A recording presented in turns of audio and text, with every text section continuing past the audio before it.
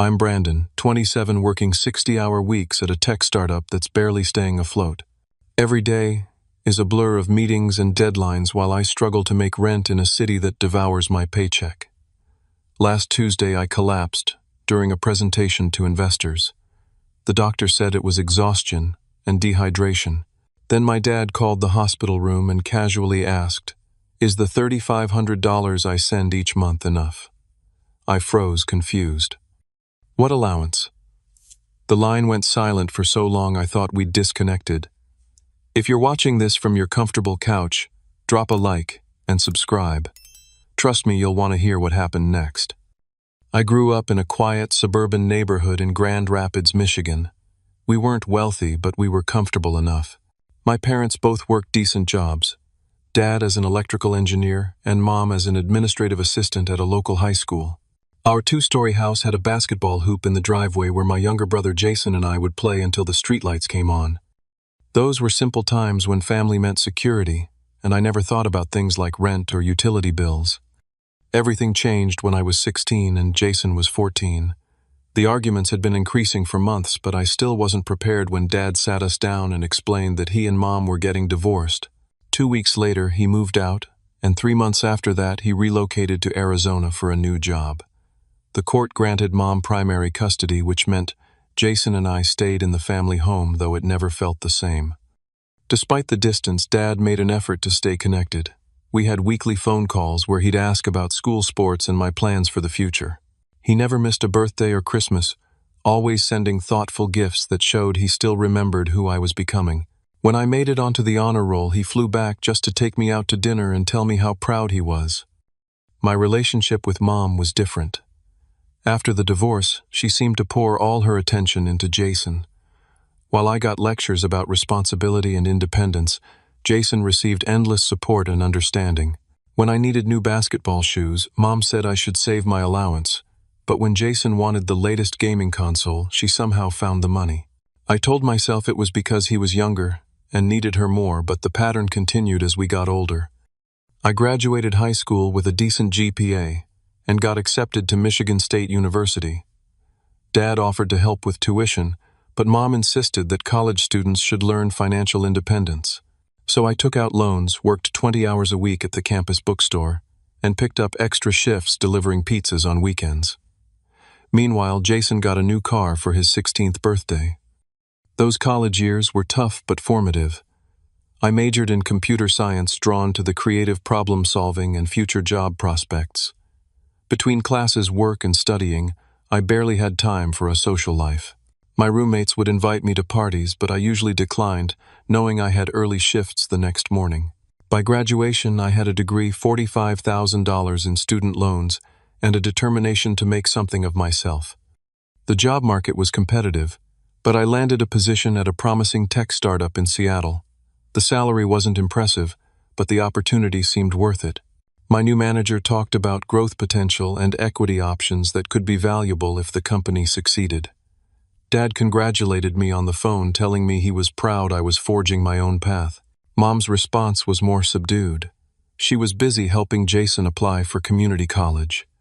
Seattle's cost of living hit me like a physical blow. My entry-level salary that had sounded reasonable during the interview barely covered a studio apartment in a building with questionable plumbing and neighbors who fought at all hours. After rent, utilities, student loan payments, and groceries, I had almost nothing left. Public transportation costs ate what little remained. I embraced frugality with an almost religious devotion. Breakfast was instant oatmeal. Lunch was peanut butter sandwiches. I packed myself, and dinner was usually rice with whatever protein was on sale that week. Haircuts became a luxury I could only afford every 3 months. When my coworkers invited me for happy hour, I'd claim I was busy rather than admit I couldn't afford a single beer. Work became my entire life. I arrived early and stayed late, hoping the extra effort would lead to a promotion, or at least a decent raise. My boss noticed my dedication and gave me increasing responsibility, though the promised financial recognition always seemed just around the next corner. After we secure the next round of funding, he'd say, or once we launch the new product line.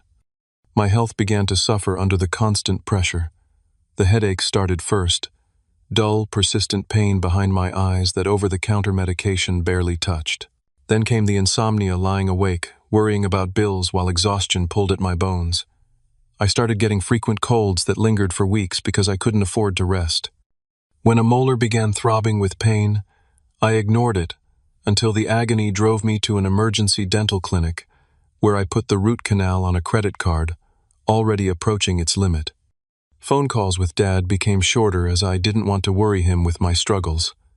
I painted a rosier picture of my career progress, talking about interesting projects rather than financial hardships. Conversations with Mom were even more infrequent, and usually centered around Jason's latest achievements. His promotion at the electronics store, the new apartment he was moving into, the vacation he was planning. The day everything changed started like any other. I woke up after 4 hours of restless sleep, gulped down coffee, and rushed to catch my bus. We had investors visiting the office, and I was scheduled to present our latest development project. My head was pounding, my vision occasionally blurring at the edges, but I pushed through the morning meetings, fueled by determination and more caffeine. Standing before the conference room of potential investors and executives, I felt unusually hot. My notes seemed to swim on the page in front of me, but I soldiered on, explaining technical specifications and market potential. Midway through explaining a complex algorithm, the room began to spin. I reached for the edge of the table to steady myself, but my hand found only air. The last thing I remember is the startled expressions of the investors as the floor rushed up to meet me. I woke up to the rhythmic beeping of a heart monitor and the antiseptic smell of hospital linens. A nurse with kind eyes was adjusting something on an IV drip connected to my arm. My mouth felt like sandpaper, and my head throbbed with each heartbeat. "Welcome back," she said, noticing my open eyes. "You gave everyone quite a scare." Fragments of memory returned. The presentation, the dizziness, the fall. Embarrassment washed over me, followed immediately by anxiety. Not about my health, but about what this would mean for my job, and more pressingly, how I would pay for this hospital stay. "How long have I been here?" I croaked. "About 6 hours," she replied. "The doctor will be in shortly to discuss your condition, but you're suffering from severe dehydration and exhaustion. Your body essentially forced you to take the break. You've been denying it." The doctor arrived moments later, a middle-aged man with salt and pepper hair and a tablet he consulted before addressing me. "Mr. Walsh," he began, "your blood work shows significant electrolyte imbalances, and you're showing signs of adrenal fatigue. Have you been under unusual stress lately?" I almost laughed. Unusual stress. Try constant, unrelenting pressure that had become so normal, I barely recognized it as abnormal anymore. "Work has been demanding," I understated. "And your eating habits, sleep patterns." I reluctantly described my typical day, the long hours, minimal food, and insufficient rest. The doctor's frown deepened with each detail. "Brandon, your body can't sustain this pattern. You're 27, not invincible. I'm recommending at least 3 days of rest, proper nutrition, and follow-up appointments." As he continued outlining a recovery plan that seemed utterly incompatible with my reality, my phone buzzed on the bedside table. It was my dad. "I need to take this," I said, reaching for the phone. The doctor nodded. "I'll check on you again before discharge. Think about what I've said." I answered the call, expecting the usual quick check-in, but Dad's voice carried unusual urgency. "Brandon, your work called me as your emergency contact. What happened? Are you okay?" "I'm fine, Dad," I assured him, downplaying the situation. "Just overdid it at work. Mild dehydration, nothing serious." He didn't sound convinced. "This isn't like you, Brandon. You've always taken care of yourself. Is everything really okay?" There was genuine concern in his voice, and for a moment I considered telling him everything: the financial struggles, the exhaustion, the growing sense that I was drowning. But old habits die hard. "Really, Dad, I'm okay. Just need to drink more water and maybe take a day off." A pause followed. Then came the question that would change everything. "Is the $3,500 I send each month not enough? If you need more, you just have to ask." The words didn't make sense. I thought perhaps the medication they'd given me was affecting my hearing. "What allowance?" I asked, confusion evident in my voice. The silence that followed was so profound. I checked my screen to see if the call had dropped. But no, we were still connected. When Dad finally spoke again, his voice had changed completely tight with an emotion I couldn't immediately identify. "Brandon," he said slowly, "I've been sending your mother $3,500 every month for the past 3 years, ever since you graduated. It was supposed to be for you, to help with your apartment. Your student loans give you a cushion while you started your career." My mind raced to process this information. 3 years, $3,500 monthly. That was. I couldn't even do the math in my current state, but it was a substantial amount. Money that could have prevented everything I'd been through. "Dad, I never received any money from you or Mom since I started working." Another long pause. "After the divorce, your mother and I agreed that I would provide financial support for you kids through college and into early adulthood. For Jason, I've been contributing to his college fund. For you, once you graduated, we agreed on the monthly allowance. I've been sending it directly to your mother's account for the past 3 years." The implication hung in the air between us. My throat tightened as pieces began falling into place. Mom's new car last year, the kitchen renovation, Jason's seemingly endless supply of new electronics and clothes. "I need to go," I said abruptly as a nurse entered with discharge paperwork. "I'll call you back." The next hour passed in a blur, signing forms, receiving prescriptions, listening to care instructions that barely registered. All I could think about was the money, my money, over $100,000 that could have changed everything about my struggle these past years. As I hailed a rideshare outside the hospital entrance, the driver asked if I was all right. I must have looked as shell-shocked as I felt. "Just tired," I replied, giving him my address. But exhaustion had nothing to do with the hollowness spreading through my chest. It was something far worse. The first tremors of betrayal from the person who was supposed to protect me most. My apartment felt smaller and shabbier than ever as I let myself in, still weak from my hospital stay. The single window faced a brick wall, barely letting in any natural light. The second-hand futon that doubled as my bed was unmade, and dishes from yesterday's hurried breakfast cluttered the tiny sink. This wasn't just a temporary living situation anymore. This represented 3 years of unnecessary struggle. I sank onto the futon, my discharge papers falling to the floor.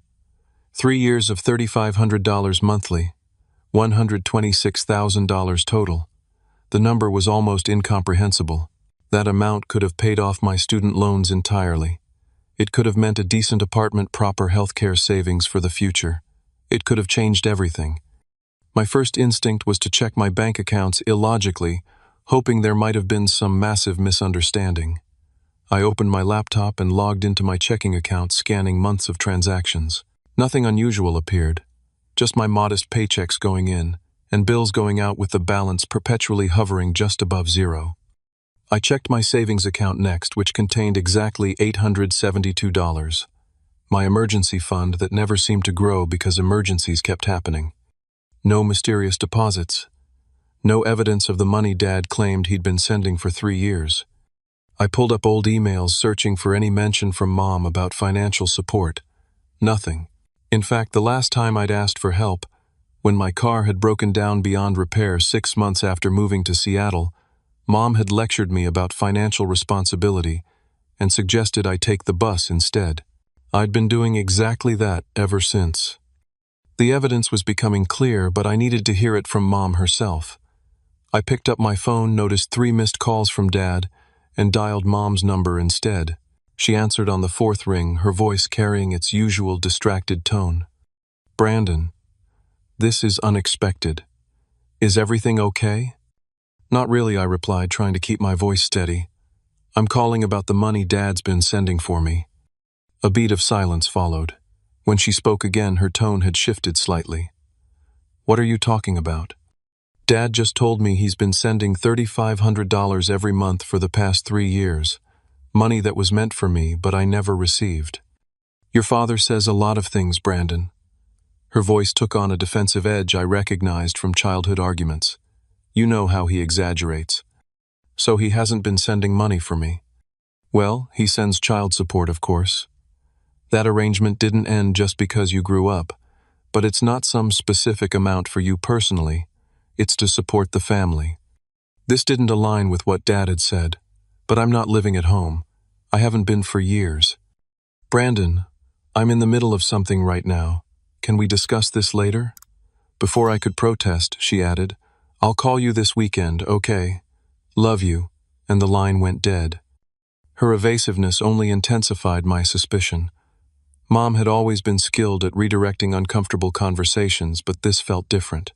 There was guilt in her abrupt ending of our call. I needed concrete evidence. I texted Dad, Can you send me proof of these payments you've been making? His response came quickly, logging into my bank now. Will email statements. While waiting, I recalled other financial discrepancies over the years.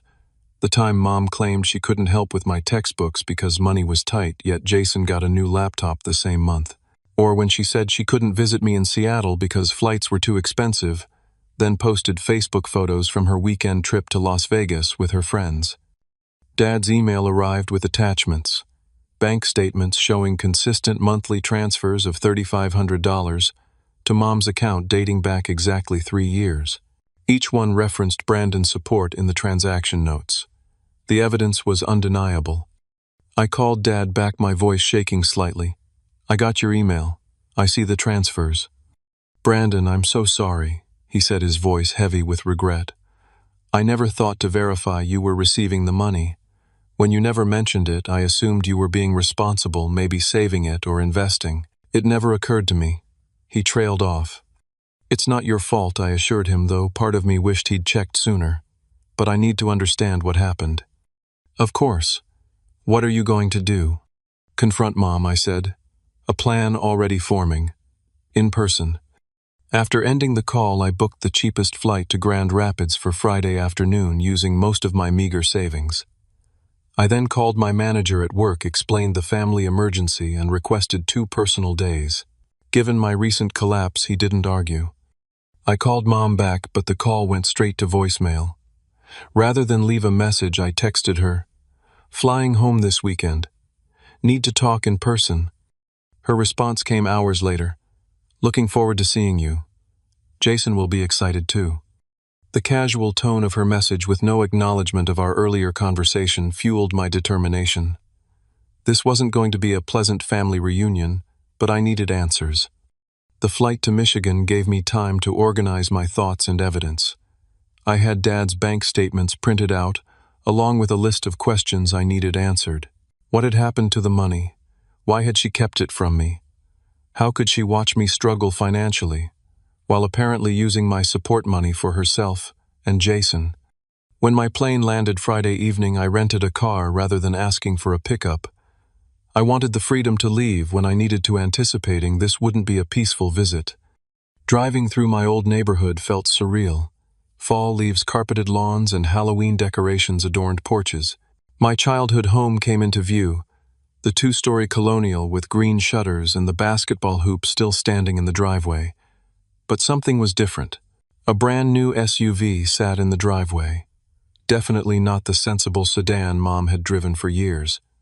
I parked on the street and approached the house, slowly steeling myself for what was to come. Before I could knock, the door swung open and Mom stood there smiling as if this were any normal visit. Brandon, you're earlier than I expected. She moved to hug me, but my stiff posture made her pause. Are you still not feeling well? Jason mentioned you were in the hospital. So they'd been talking about me. I'm fine, I replied, stepping past her into the house. Where is Jason? He'll be here soon. He doesn't live here anymore. Has his own place across town. But he comes for dinner most Fridays. I nodded, taking in the house's interior. The living room had new furniture, and the kitchen, visible through the archway, had been remodeled with granite countertops and stainless steel appliances. Small changes individually, but collectively they painted a picture of financial comfort that contrasted sharply with my struggling existence. Nice renovations, I commented. When did you do all this? Oh, gradually over the past couple of years, Mom replied, seemingly oblivious to my tone. Would you like something to drink while we wait for Jason? Water is fine, I said, following her to the kitchen. We engaged in strained small talk about her job and neighborhood gossip while I sipped my water. I was just about to broach the real reason for my visit when the front door opened again. "Mom, you wouldn't believe what Henderson said at work today." Jason's voice cut off as he entered the kitchen and saw me. "Brandon didn't know you were coming." His surprise seemed genuine, but there was something else in his expression. Wariness, perhaps. My response died in my throat as I took in my younger brother's appearance. Designer jeans, an expensive-looking watch and keys to what appeared to be a high-end car dangling from his finger. This was not the look of someone struggling financially. "Nice car," I said, instead of a greeting. "New. Got it a few months ago," Jason replied with a hint of pride. "Custom modifications just finished last week. Must have cost a fortune," I observed. An uncomfortable glance passed between Jason and Mom. In that moment I knew. They both knew exactly what had happened to my money. "Let's eat dinner," Mom interjected brightly. "I made your favorite lasagna, Brandon." As we moved to the dining room, I noticed more signs of affluence. A new large-screen TV in the adjacent family room, and through Jason's open backpack, I glimpsed what looked like high-end gaming equipment. The pieces were falling into place, creating a picture I didn't want to see, but could no longer ignore. My $3,500 monthly hadn't disappeared into thin air. It had been funding a comfortable lifestyle for my mother and brother, while I worked myself to the point of collapse. Dinner was excruciating. Mom prattled on about neighborhood gossip while serving lasagna on what appeared to be new dinnerware. Jason alternated between texting under the table and boasting about his job at the electronics store where he'd recently been promoted to assistant manager. "The employee discount is awesome," he explained, helping himself to seconds. "Got my whole gaming setup for practically wholesale." I pushed food around my plate, appetite gone. The $3,500 monthly that could have changed my life had apparently been funding Jason's hobbies and Mom's home improvements. "So Brandon," Mom said, "you never mentioned why you suddenly decided to visit. Is everything okay with your job?" The opening was perfect. I set down my fork and looked directly at her. "Actually, I came to ask about the $3,500 Dad has been sending for me every month for the past 3 years. The clatter of Jason's fork against his plate was the only sound in the sudden silence. Mom's smile froze, then slowly faded. "I don't know what you're talking about," she said finally, but her voice lacked conviction. I pulled the bank statements from my jacket pocket and laid them on the table. "These say otherwise. 3 years of monthly payments from Dad, specifically designated for me." Mom glanced at the papers but didn't touch them. Jason, however, leaned forward to look, then quickly sat back, his expression closing off. "Your father and I had an arrangement after the divorce," Mom said carefully. "He sends money to help with family expenses." "But I haven't been living at home for years," I countered, "and these payments started after I graduated college and moved to Seattle." "Brandon, you don't understand how expensive it is to maintain a household." "You're right, I don't. Because I've been living in a studio apartment, I can barely afford working myself to exhaustion, skipping meals to make rent, while apparently my support money was being spent here." Jason shifted uncomfortably in his chair. Mom's eyes darted to him briefly before returning to me. It wasn't like that she insisted. The money went into the family account. For emergencies like Jason's new car, or that gaming rig I saw in his backpack. Jason's face flushed. "Don't drag me into this. It's not my fault you chose some low-paying startup instead of a real job." His words hit like a physical blow, not because they were true, but because they revealed how little he understood about my life. "Jason, I collapsed at work this week from exhaustion and dehydration. I've been skipping doctor appointments because I can't afford them. Meanwhile, you're driving around in a car that probably cost more than I make in a year." "That's enough," Mom interjected. "Brandon, you're being dramatic. You've always been independent and capable. Jason needed more support." "Support with what? His gaming habit?" Mom's expression hardened. "Not everyone is as naturally gifted as you, Brandon. Jason struggles. He needed the boost to his confidence that these things provided." I stared at her incredulous. "So you took money specifically meant for me and gave it to Jason because what he wanted? Expensive toys, and I was doing fine, drowning in student debt and working 60-hour weeks." "Don't talk to Mom like that," Jason snapped. It's not her fault you moved across the country and barely keep in touch. I barely keep in touch because I'm working constantly to survive. My voice rose despite my efforts to stay calm. Do you have any idea what these past 3 years have been like for me? The root canal I put on a credit card I'm still paying off. The time I had bronchitis but couldn't afford to miss work, so I just powered through it for weeks. Mom had the decency to look uncomfortable, but her defensiveness remained. Brandon, we didn't know things were that difficult for you. You never said anything. Would it have made a difference? If I had? Would you have actually sent me the money Dad intended for me? Her hesitation was answer enough. How much was it, I asked, turning to Jason. How much of my money went into that car, that gaming equipment? Jason glanced at Mom before answering. I didn't know it was specifically for you, okay? Mom said Dad was sending family support money. That's not what I asked. Another uncomfortable silence fell. Finally, Jason muttered. The car was $32,000. The gaming setup about $7,000. The numbers hit me like physical blows. Almost $40,000 of my money gone on luxury items while I could barely afford groceries. And the rest, I asked, turning back to Mom. Where did the other $80,000 go? She fidgeted with her napkin. The kitchen renovation summed to the mortgage, Jason's tuition at community college, the family vacation last year. Family vacation? You mean the trip to Hawaii you and Jason took while I was working through Christmas because I couldn't afford to fly home? Mom at least had the grace to look ashamed. We invited you, Brandon. No, you mentioned you were going and said, it's too bad you can't join us. When I explained I couldn't afford the flight, you knew exactly why I couldn't come, and you never once offered to help with the ticket. The full weight of the betrayal was crushing me. 3 years of unnecessary hardship, 3 years of physical and mental health deterioration, 3 years of isolation and stress, while my mother and brother enjoyed the fruits of money meant for me. I trusted you, I said, my voice breaking slightly. All those times I called struggling to make ends meet, and you lectured me about financial responsibility. You knew Dad was sending money for me, and you deliberately kept it from me. It wasn't deliberate, Mom protested weakly. It just happened. At first I was going to forward some to you, but then Jason needed new tires for his car, and then there was the roof leak, and it just continued. For 3 years, the incredulity in my voice was unmistakable. That's not an accident, Mom. That's a choice. A series of choices every single month. Jason, perhaps sensing his position was indefensible, tried a different approach. Look, we didn't know you were having such a hard time. You always acted like everything was fine. Because that's what you do in this family, I exploded. You pretend everything's fine. Mom's been doing it since the divorce, and I learned from the best. Mom flinched as if I'd slapped her. That's not fair.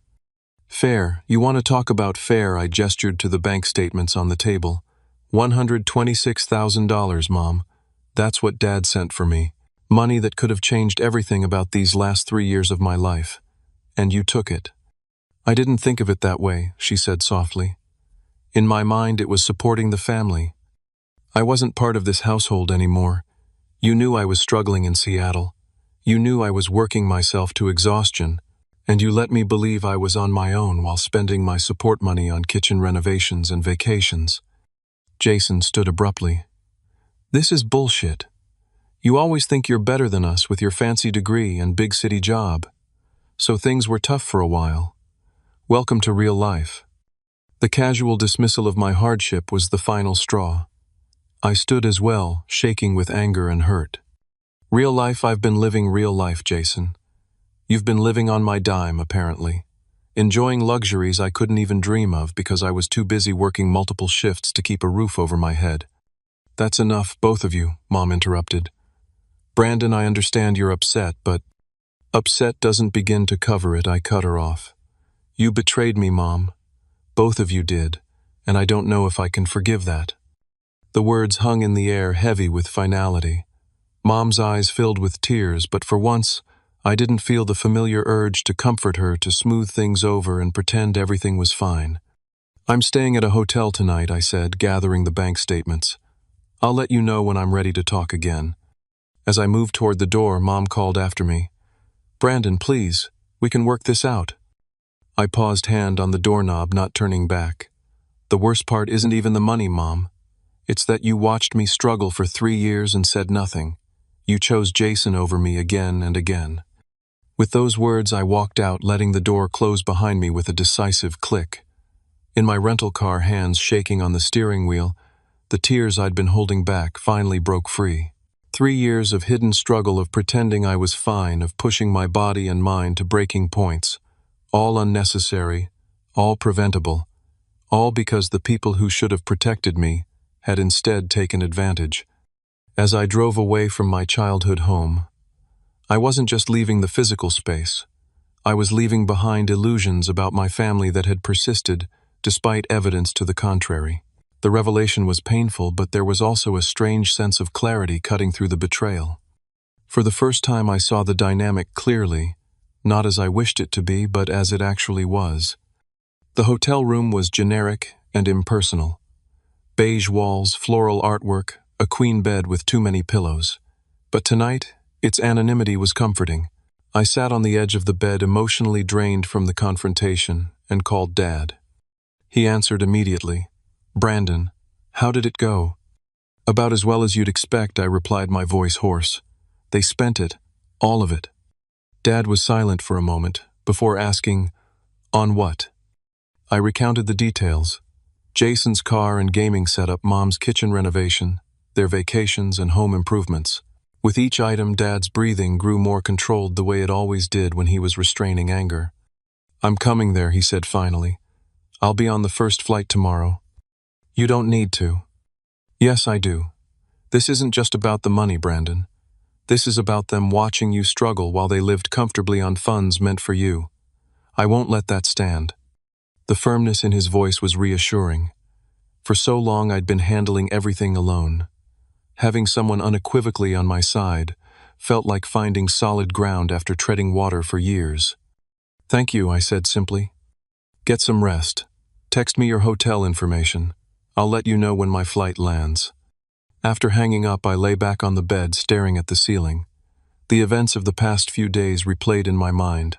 The collapse at work, the hospital stay, Dad's revelation, tonight's confrontation. It felt surreal, like watching someone else's life unravel. Sleep came in fitful bursts, interrupted by dreams, where I was running toward something important that remained just out of reach. I woke at dawn feeling unrested but oddly clear-headed. After a quick shower, I checked my phone to find several missed calls and texts from Mom and one from Jason. I ignored them all, focusing instead on Dad's message confirming his flight would land at 11:30. The airport reunion with Dad was emotional in ways I hadn't anticipated. Seeing him walk through the arrival gate, silver-haired now but still standing tall and straight, brought a rush of feeling I wasn't prepared for. When he pulled me into a tight hug, I felt like a child again, safe in a way I hadn't in years. "You look tired, son," he said, studying my face as we separated. "It's been a long week," I replied with a weak smile. We drove to a nearby restaurant, settling into a quiet booth, where Dad ordered coffee for both of us before addressing the situation. "I've been thinking about this all night," he began. "And first I need to apologize.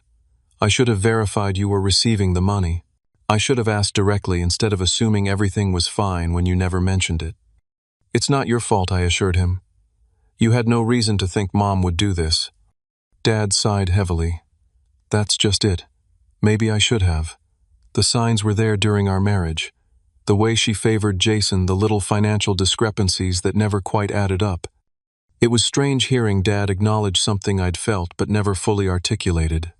Mom's preferential treatment of Jason. Growing up, I'd always told myself I was imagining it, or that Jason simply needed more attention. "Why do you think she did it?" I asked. Dad considered the question, stirring his coffee thoughtfully. "Your mother has always seen herself as the protector of the family. After the divorce, I think she resented that I moved away, even though it was for a job that allowed me to provide better support. In her mind, Jason became the one who needed protecting in you." He hesitated. "I was the one who left like you. I finished for him." He nodded. "Going to college, moving across the country, those were healthy, normal steps for a young adult. But I think in your mother's mind they represented rejection. so she punished me by taking my support money and giving it to Jason. I don't think she saw it as punishment, more like redirection of resources to where she thought they were needed more. Jason stayed close, so he was rewarded with comfort. You struck out on your own, so you were left to manage independently. The explanation made a certain twisted sense, though it didn't diminish the betrayal. What happens now? I asked. First, we consult with a lawyer. What your mother did may constitute fraud. She received money under false pretenses. Then we address your immediate needs. You mentioned medical bills, student loans. The practical approach was comforting. After years of struggling alone, having someone help plan a path forward felt like a weight lifting. After lunch, we met with a lawyer Dad had contacted before flying out. The consultation was sobering. While we had a solid case, the lawyer warned that pursuing legal action against family members often resulted in permanent rifts. Additionally, recovering the full amount could be difficult if the money had already been spent. You have options, the lawyer explained. We could file a civil suit or potentially pursue criminal charges for fraud, but I'd recommend starting with a formal demand letter outlining repayment terms. Dad and I exchanged glances, wordlessly agreeing to start with the less aggressive approach. Back at the hotel, we discussed longer-term plans. Dad had cleared his schedule for the entire weekend, dedicating the time to helping me sort through this mess. I've been thinking, he said, there's a tech hub developing in Phoenix, not far from where I live. Several companies are expanding and hiring. The cost of living is lower than Seattle, and you'd have my support nearby. The suggestion caught me off guard. I'd been so focused on surviving in Seattle I hadn't considered other options. I'd need to think about that, I replied cautiously. My current job worked you to the point of collapse, Dad interjected. Brandon, I respect your independence, but there's a difference between being independent and being isolated. You don't have to do everything alone. His words resonated more deeply than I expected. For 3 years, I'd prided myself on making it work in Seattle, never asking for help, pushing through regardless of the cost. But where had that gotten me? A hospital stay, mounting debt, and the realization that I'd been struggling unnecessarily while my support money funded my brother's luxuries. I'll consider it, I conceded. But first, we need to deal with Mom and Jason. Dad nodded grimly. Tonight you rest. That night I slept better than I had in months, perhaps because for the first time in years I wasn't carrying the weight of survival entirely alone. Dad's presence in the adjoining room was a tangible reminder that I had support. Real support, not the conditional kind my mother had shown. In the morning, Dad and I prepared for the confrontation. We agreed on a strategy: focus on the facts, stay calm, and present clear expectations for resolution. Dad would take the lead on financial discussions while I would address the emotional aspects of the betrayal. As we drove back to Mom's house, Dad placed his hand briefly on my shoulder. Remember, regardless of how this goes, you're not alone anymore. Those simple words carried me through the door, ready to face the family members who had betrayed my trust, but finally equipped with the support and clarity to demand accountability. Mom opened the door before we could knock, her expression shifting from hopeful to wary when she saw Dad standing beside me. Jason was already there, slouched in an armchair in the living room, pointedly focused on his phone. Richard, Mom said stiffly. I didn't expect to see you. Hello, Margaret, Dad, replied, his tone professionally cordial. Given the circumstances, I felt my presence was necessary. We moved to the living room, an uncomfortable silence settling over us. I sat beside Dad on the sofa facing Mom and Jason. The family dynamics were physically mapped in our positioning. The clear division between us couldn't have been more obvious. I assume Brandon told you his accusations. Mom began, a defensive edge to her voice. They're not accusations, Margaret. They're facts, supported by bank records. Dad's voice remained even, but I could sense the controlled anger beneath his calm exterior.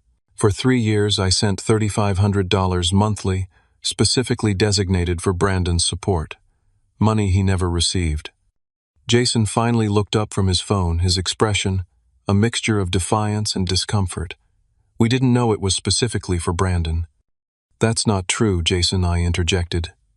The transfer descriptions literally said, Brandon support, every month. Dad and I have the bank statements. Mom shifted uneasily. The money went into the family account. For general expenses. General expenses like Jason's $32,000 car, Dad asked. Or his $7,000 gaming equipment. The specific numbers hung in the air. Mom's face flushed as she realized we knew exactly how the money had been spent. Let's be clear about what happened here, Dad continued. Over the past 3 years, I sent $126,000 intended for Brandon's living expenses, student loans, and savings. Instead, that money was used for home renovations, luxury items, and vacations that Brandon wasn't even invited to join. While I was working 60-hour weeks, I added skipping meals, postponing medical care, and barely making rent in a studio apartment with questionable plumbing.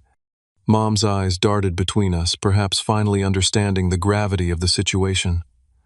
We didn't realize things were that difficult for you, Brandon. You didn't ask, I replied simply. And when I did mention struggles, you lectured me about financial responsibility. Dad placed a folder on the coffee table. We've consulted with a lawyer. What happened here potentially constitutes fraud, receiving money under false pretenses. However, we'd prefer to resolve this without legal action. The word lawyer visibly alarmed Mom. Jason sat up straighter, his previous nonchalance evaporating. What do you want? Jason asked bluntly. Repayment, Dad stated. The full $126,000. Mom paled. That's impossible. We don't have that kind of money. Actually, a significant portion of it is sitting in your driveway, and throughout this house I pointed out Jason's car, the kitchen renovation, the gaming equipment. You expect me to sell my car? Jason's voice rose incredulously. I expect you to take responsibility for the fact that your car was purchased with money stolen from me, I replied, surprising myself with my steadiness. Money that could have prevented me from working myself to the point of hospitalization. Mom began to cry quietly. Under different circumstances, her tears might have swayed me, but the memory of 3 years of unnecessary struggle hardened my resolve. We're prepared to be reasonable about the repayment terms, Dad said, his tone softening slightly. But there will be repayment. We've drafted a formal agreement. He pulled papers from the folder, sliding them across the table. The document outlined a repayment plan spanning 3 years. A timeline that matched the duration of the deception. The car needs to be sold immediately, Dad continued. Along with the high-end gaming equipment and any other luxury items purchased during this period, the proceeds will form the first installment of repayment. Jason looked ready to protest, but Mom placed a restraining hand on his arm. We'll need time to review this with our own lawyer, she said, attempting to regain some control of the situation. Of course, Dad agreed. You have 48 hours. After that, we proceed with legal action. The ultimatum hung in the air. Mom stared at the papers, seemingly unable to fully process what was happening. I trusted you, I said, breaking the silence. All those times I called, all those times I visited and never complained about how hard things were, you watched me struggle while spending money meant for me. I don't know how to get past that. Mom finally met my eyes, her own swimming with tears. I never meant to hurt you, Brandon. It just happened gradually. Jason needed help with his car. Then there were house repairs, and it just continued. For 3 years, I emphasized. That's not an accident, Mom. That's a pattern of decisions. What about our relationship? She asked softly. Can we fix that? The question caught me off guard. In my focus on the financial betrayal, I hadn't fully processed the emotional aftermath. Could I forgive her? Should I? I don't know, I answered honestly. Right now I need space and time, and I need to see actions, not just apologies. Jason had remained uncharacteristically quiet during this exchange, but now he spoke up. I'll sell the car, he said unexpectedly, and the gaming stuff. His sudden capitulation surprised everyone, including himself, judging by his expression. I didn't know the money was specifically for you, he continued, addressing me directly for the first time. But I should have questioned where it was coming from. No assistant manager job explains the kind of spending Mom allowed. It wasn't a full apology, but it was more self-awareness than I'd expected from my brother. For the first time, I saw a glimmer of the person he might become if forced to face consequences. The meeting concluded with Mom signing the preliminary agreement, acknowledging the debt, and committing to the first steps of repayment. As Dad and I prepared to leave, she asked quietly, "Will you come back for Christmas?" The question, so normal, so familial, contrasted sharply with the legal documents and tense negotiations of the past hour. I didn't have an answer for her. "That depends on what happens between now and then," I replied. Outside in the rental car, Dad let out a long breath. "That went better than I expected." "You think they'll follow through?" "Jason might surprise us." "Your mother," he hesitated. "Margaret has always been skilled at rewriting reality to suit her needs, but with concrete deadlines and legal consequences she'll comply." That night back at the hotel I felt strangely at peace. The confrontation had been difficult but necessary. For the first time in years I had acknowledged the truth about my family dynamics, instead of making excuses for them. "What's your plan now?" Dad asked over dinner. "Go back to Seattle, give notice at my job, start looking for positions in Phoenix." I replied, the decision crystallizing as I spoke. "I need a fresh start." Dad smiled, the first genuine smile I'd seen from him all weekend. "My guest room is yours for as long as you need it." 2 days later, I boarded a plane back to Seattle, leaving behind the remnants of childhood illusions, but carrying with me a new understanding. Mom and Jason had made the first installment on the repayment plan. Jason had already listed his car for sale and surrendered the gaming equipment to a consignment store. Whether our relationship could be repaired remained to be seen. But for the first time I was addressing the reality of my family, instead of the idealized version I'd clung to for years. Back in Seattle, I gave notice at my job, began packing my meager belongings, and scheduled a long overdue physical with a doctor. The moving truck Dad helped me rent was small. After 3 years in the city, I had accumulated surprisingly little. As we drove away from my apartment building, I felt no regret, only a growing sense of possibility. 6 months have passed since that fateful hospital stay that changed everything. I'm now settled in Phoenix in a comfortable 1-bedroom apartment that costs half what my Seattle studio did. My new job at a more established tech company offers better pay, reasonable hours, and actual benefits, including mental health services that I've been using regularly. Dad lives just 20 minutes away, and our weekly dinners have become a highlight of my routine. We're developing the kind of adult relationship I never had the chance to build with him before. One based on mutual respect and genuine connection, rather than obligation.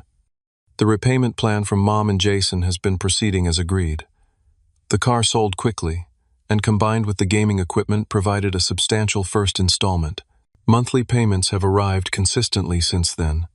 Each deposit is a small vindication, not just for the financial recovery, but for the acknowledgement of wrong that it represents. My student loans are no longer a crushing burden. I've established an emergency fund, and am even starting to invest a small amount each month. The constant anxiety that had become my baseline state has receded, replaced by a cautious optimism about the future. My relationship with Mom remains complicated. We speak on the phone occasionally, conversations that are polite but guarded. She's made efforts to acknowledge the harm her actions caused, though there's still a tendency to minimize or justify decisions that benefited Jason at my expense. "I never meant for things to go so far," she said during our last call. "It started small, and then became a pattern I didn't know how to break. I'm learning to accept these partial insights as progress while maintaining the boundaries necessary for my own well-being. Forgiveness is a process, not an event, something my therapist reminds me regularly." Jason has shown surprising growth. After selling his car and moving to a more modest apartment, he seems to be developing a work ethic I never witnessed before. During our occasional text exchanges, he mentions plans to return to college and complete his degree without Mom's financial cushioning. "Having to earn things myself is actually not terrible," he admitted in his most recent message.